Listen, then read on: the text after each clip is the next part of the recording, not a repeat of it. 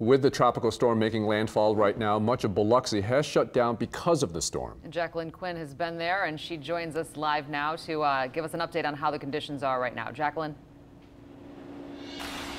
Yeah, we're not seeing much moisture, but we are seeing those winds pick up. You can see a little bit of that movement in the water here, but the folks around here know that the storm has been intensifying. We heard yesterday that it was 60 miles per hour, then it moved up to 70, and just as Carl and Brett from our sister affiliate have been showing us out in the Pascagoula area and the Dolphin Island area, which is just about an hour away here from Biloxi, it looks like it's moving now inland. Now, since about 7, there has been a curfew in effect in here at this area, so people have cleared out. You don't see a lot of cars on the roads. They just want essential personnel on the road this time.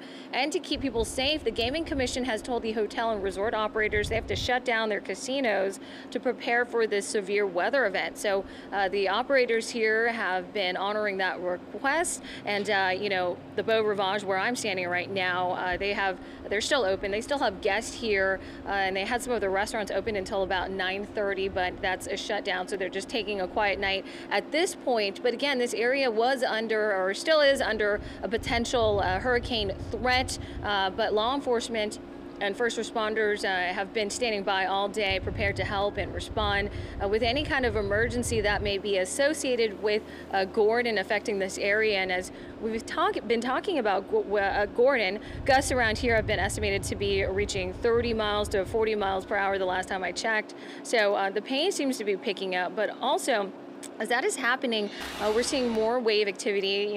Just saw earlier down there in the water, and that's an indication that maybe they're going to be seeing a storm surge here. That's something they're definitely worried about. That could bring about flooding. Earlier, I talked with the Mississippi Emergency Management Agency director, and he talks about what happens after the storm makes landfall. Obviously, you're looking at at rain and the storm surges, and the localized flooding is a huge risk. Of course, going back to another comment that Rupert made, we don't really know fully the characteristics of this storm. It could strengthen somewhat, but when you're talking tropical storm winds are coming ashore, then you're looking at saturated ground, trees coming down, long-term power outages that be out for some time. So your shelters are very important.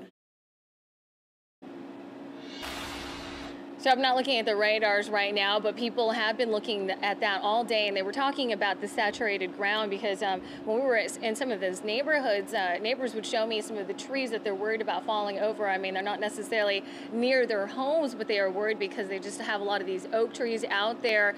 So, certainly they're hoping to make sure, hoping that there's not a lot of rainfall out here, but we're still monitoring that situation. For now, reporting in Biloxi, Jacqueline Quinn, Eyewitness News.